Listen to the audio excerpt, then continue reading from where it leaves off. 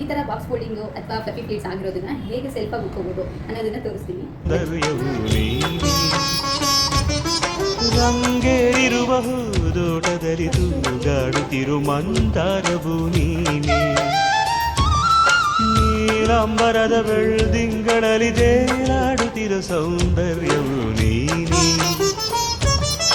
ರಂಗೇರಿರುವ ಹೂದೋಟದಲ್ಲಿ ತೂಗಾಡುತ್ತಿರು ಮಂದಾರವು ನೀನೆ. ಮೋಹಾಂಗನೇ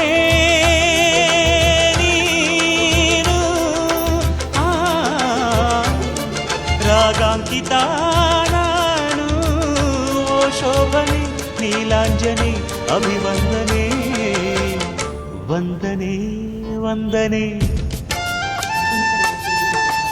ಸಾವಿರ ವಂದನೆ ಸಾಧನೆ